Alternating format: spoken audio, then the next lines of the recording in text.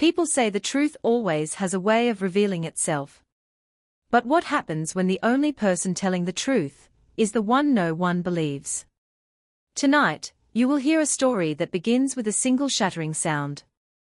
The sound of a poor street boy crashing through a hospital window, screaming for them to save a billionaire's daughter. His name was Samuel. 12 years old. Thin from hunger. Clothes torn from life on the streets. But eyes full of determination. The girl lying unconscious behind that glass was Hannah Morgan, daughter of Alistair Morgan, one of the richest men in the city. Most people assumed the boy was crazy. But the truth was far more complicated. And months before that window shattered, Samuel and Hannah had crossed paths in a way no one could ever imagine. Before the machines. Before the chaos. There was a strange, fragile friendship born in the cracks of two broken lives. Samuel was a survivor of Westbridge district, not because he was strong, but because the city constantly tried to swallow him and somehow, he refused to disappear. He swept storefronts for coins.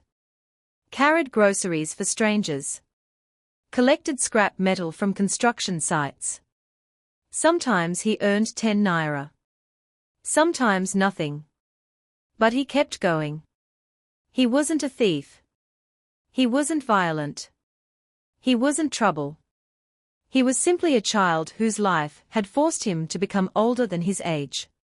He slept beneath an old, bent billboard that once advertised luxury cars. Rainwater dripped through its corners. The ground beneath it was always cold. But Samuel didn't complain, he didn't have the luxury to. He ate whatever kind strangers left behind, half-eaten bread, leftover rice, or sometimes nothing at all. His ribs were visible. His clothes faded. His slippers mismatched. And he talked to no one. Not because he didn't want to, but because no one ever talked back. Until she appeared. It was a Thursday afternoon. The sun was high, school had just closed, and the sidewalk was busy. Samuel sat on the curb with a small stick, drawing crooked shapes in the dust, triangles, circles, lines connecting, breaking, reforming. It was something to keep his mind calm. A shadow appeared beside him. A soft voice followed. "Hannah. Are you drawing something?" He jumped, almost dropping the stick. No one ever approached him. Especially not a girl in a neatly pressed elite school uniform with shiny shoes and a school crest stitched in gold. Samuel looked up into the face of Hannah Morgan, 11 years old, but her eyes carried tiredness far beyond her age. Her hair was tied perfectly. Her backpack was spotless. But she stood there like someone running away from something she couldn't describe. "Samuel. Just shapes. Helps me think." The school driver sitting in a black sedan nearby stared in disbelief. A rich girl talking to a street boy. Impossible. Hannah didn't care. She slowly sat beside Samuel, right on the curb, ignoring how dust stained her skirt. She reached into her bag and brought out a small packet of biscuits. "Hannah. You look hungry." Samuel blinked. He wasn't used to kindness. At first, he thought it was a trick. "Samuel. You're giving this to me?" Hannah nodded like it was the most natural thing in the world. And that day, something shifted. For the first time in months, Samuel didn't feel invisible. Their meeting didn't end there. It became the beginning. Every afternoon, Hannah found a way to slip away from her school driver. She used excuses, needed fresh air, felt dizzy, forgot something in class, wanted to walk. But the real reason was Samuel. She brought him sandwiches neatly wrapped in foil. Apples she hid in her backpack. Sometimes pastries the cafeteria baked fresh. And Samuel? He made her laugh. Not just small giggles, real, uncontrollable laughter she never showed at home. He was genuine. Awkward. Full of strange jokes. He didn't care about her money, her family name, or her school reputation. He spoke to her like she was just a person, not a billionaire's daughter. Slowly, she opened up. She told him about her stepmother, Evelyn. How the woman smiled like an angel in public, but turned cold behind closed doors. How she corrected Hannah's posture, her tone, her clothes, her opinions. How she always said, "You must act perfect. Don't embarrass the family." There was no physical harm, no bruises. Just exhaustion. Loneliness. A constant, invisible pressure that pressed on Hannah's small shoulders. Samuel noticed dark circles around her eyes. Sometimes she flinched when someone shouted on the street. Her voice trembled when she talked about home. Two lonely children, one from money, one from nothing, yet both carried pain they never chose. "Hannah, I don't have real friends. People like me because my father is rich. But you don't care about that. Samuel, I don't even know what being rich feels like." She laughed. He smiled. But their bond was deeper than laughter. It was the feeling of being seen. Every day, she promised she would return. "Hannah, I'll see you tomorrow. Same time." And Samuel always replied, "Samuel, I'll wait." But then, one day, she didn't come. He waited under the scorching sun until it set. He waited the next day. And the next. Every day he sat on that curb, hoping to hear her footsteps. But she never showed up. Days turned into weeks. The laughter they shared became a heavy silence. And somewhere deep inside him, something whispered. Something is wrong. That silence was the beginning of something darker. Samuel didn't give up easily. He searched for Hannah everywhere. He walked to the school gates, waiting for students to come out. None of them recognized her name. He asked the school driver once. The man ignored him.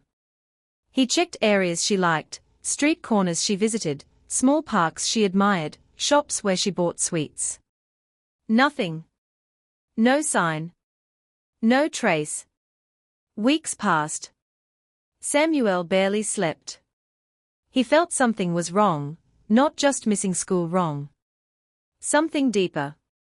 Then one cold evening, as he searched near Westbridge General Hospital's dumpster area, he heard voices. Nurse 1. That rich girl in Ward 7, still no improvement. Nurse 2. The one the stepmother won't let anyone near. Nurse 1. Yes. The mother is practically living here. No visitors allowed.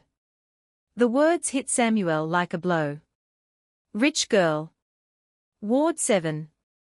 Stepmother. His heart began racing. He didn't stop to think. He couldn't. He bolted toward the side entrance of the hospital, an area nurses sometimes left unlocked during smoke breaks. He slipped through just as the door swung shut. Hospitals are cold in their own way. White walls. Echoing footsteps. Machines humming like distant thunderstorms. Samuel moved through the hallways like a shadow, small, scared, determined.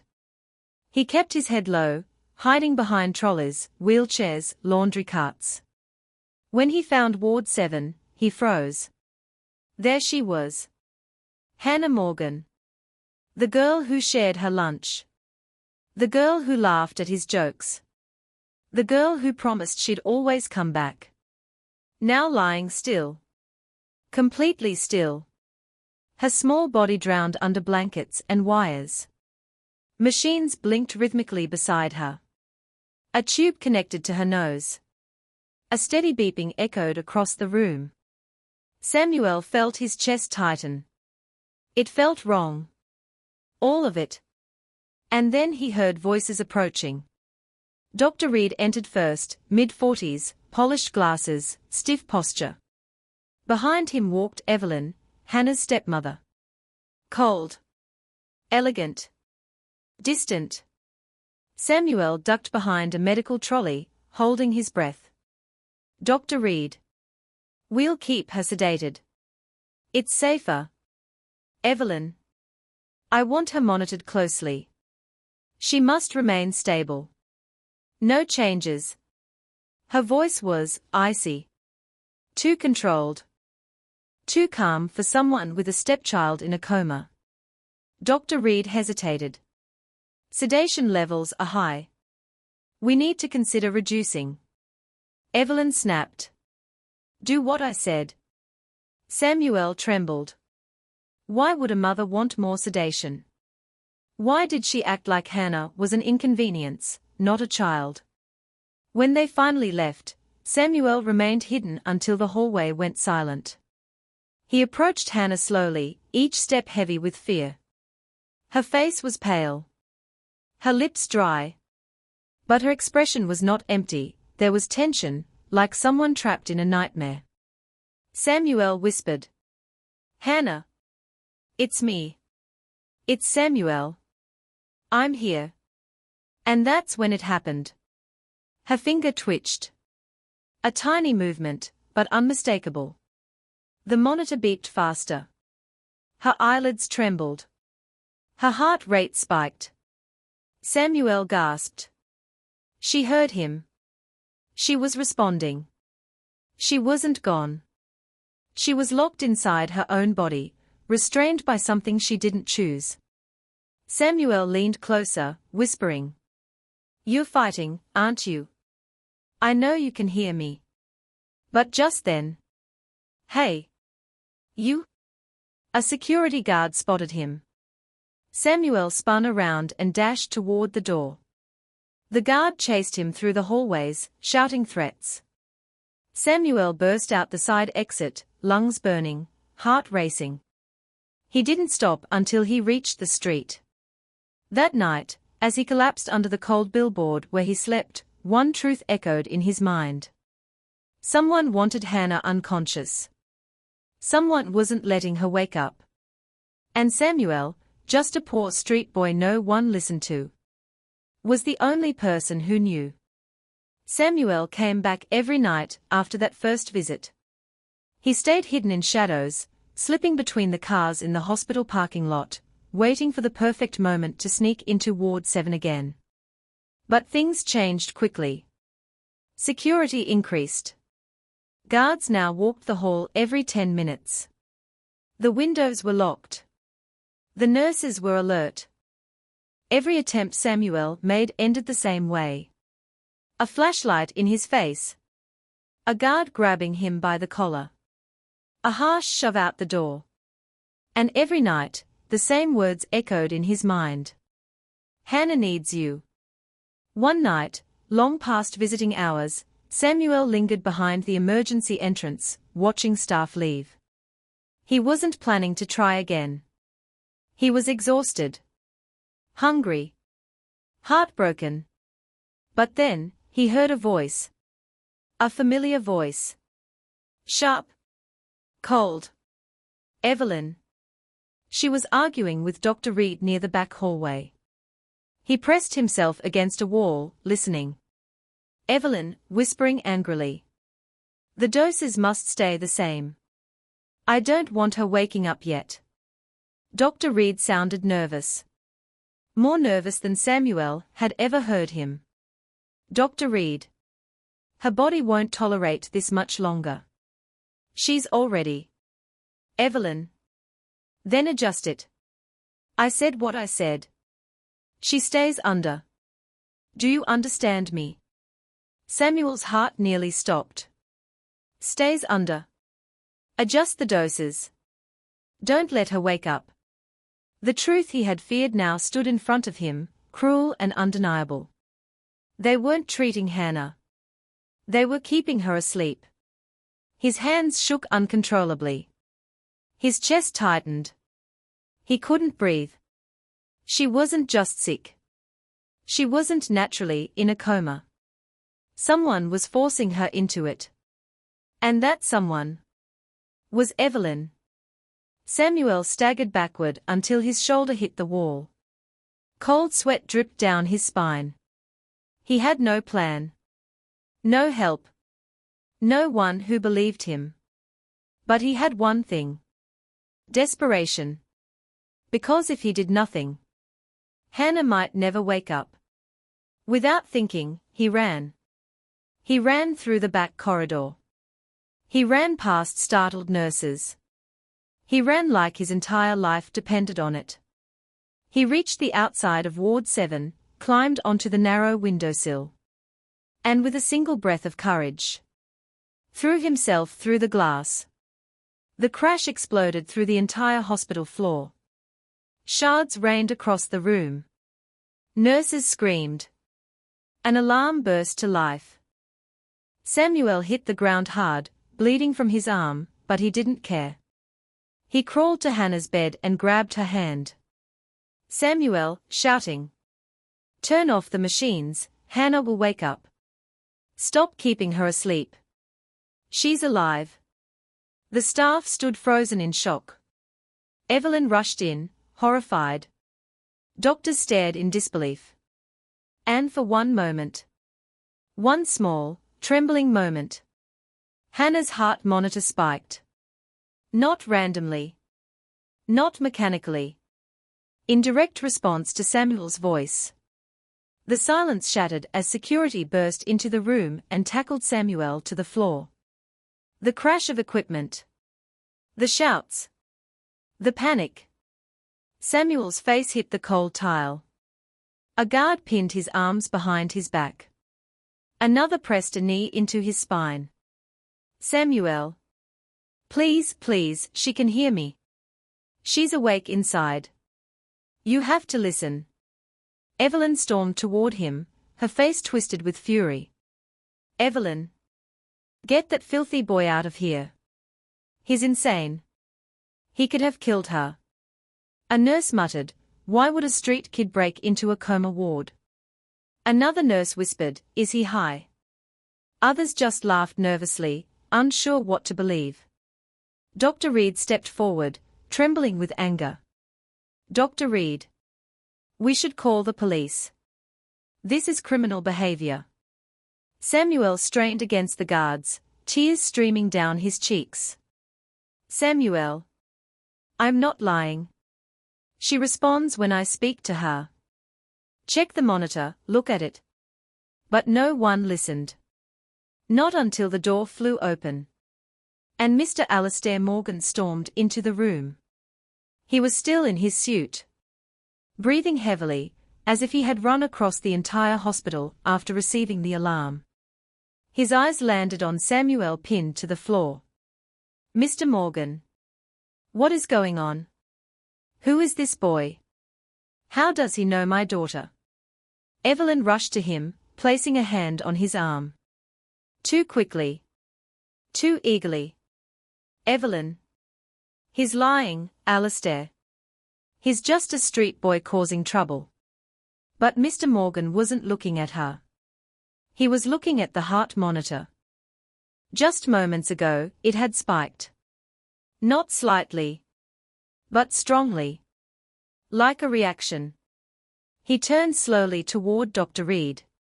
"Mr. Morgan. Was that normal?" Dr. Reed swallowed hard. Fluctuations happen sometimes. But Mr. Morgan cut him off. "Mr. Morgan. No. That was a response. She reacted to him. I saw it." Evelyn stiffened. Her fingers dug into her own palms. Samuel looked up from the floor, voice trembling. "Samuel. She knows me. She hears me. She tries to wake up, she tries every time I visit." For the first time. Mr. Morgan hesitated. Uncertainty crept into his face. His wife's explanations. The doctor's reassurances. All the trust he had placed in them. Suddenly didn't feel solid. Didn't feel safe. Something didn't add up. Mr. Morgan demanded answers immediately. Not excuses. Not explanations. The truth. He ordered everyone except essential staff to leave the room. Evelyn protested loudly. Evelyn. Alistair, this is ridiculous. That boy is manipulating you. But he silenced her with a look she had never seen before. A look of suspicion. He reviewed Hannah's medical chart again. Line by line. Day by day. Increasing sedative doses. Unusual instructions. Orders marked urgent, mandatory, and override. Every unnatural spike was approved by the same person. Evelyn Morgan. He felt something break in his chest. Later, in a private room, he sat across from Samuel, still handcuffed, bruised, and terrified. Mr. Morgan softened his voice. Mr. Morgan. You said Hannah hears you. Samuel nodded weakly. Samuel. She moves when I talk to her. Her fingers twitch. Her breathing changes. Her heart beats faster. Then Samuel revealed everything. Their friendship in the abandoned greenhouse. Hannah's loneliness. Her fear. Her stepmother's coldness. The day she told him she felt watched. The times she said she didn't feel safe. The last time he saw her awake. Every detail twisted deeper into Mr. Morgan's ribs. He realized he didn't know his daughter as well as he thought. He hadn't noticed the subtle changes. Her silence. Her sadness. The way she avoided eye contact when Evelyn was in the room. And the guilt crushed him. Because while he believed Evelyn's every word, his daughter suffered silently. Mr. Morgan made a single decisive call. He wanted an independent team of specialists. Not Dr. Reed. Not hospital staff under Evelyn's influence. Real experts. People with no connection to the Morgans. Evelyn exploded in outrage.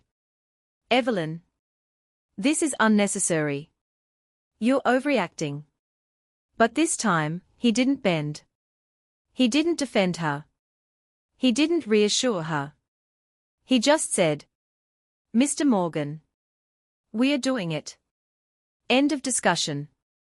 The specialist team arrived the next morning. They examined Hannah for hours. Neurological tests. Blood analysis. Sedative levels. Muscle tone. Brain activity patterns. Their expression grew darker with every result. Finally, the head specialist removed his glasses and spoke quietly.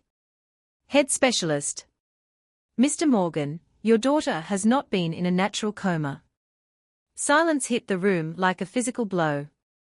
Head specialist continued. She has been given repeated doses of medications strong enough to suppress her consciousness. Her records show abnormal quantities that should never be administered long-term. This coma was medically induced, intentionally and excessively. Evelyn's face turned pale. Her fingers shook. Her eyes darted toward the door. She stepped backward. Once, twice. Ready to flee. But two security guards blocked her path. Mr. Morgan's voice was low, trembling with rage. Mr. Morgan.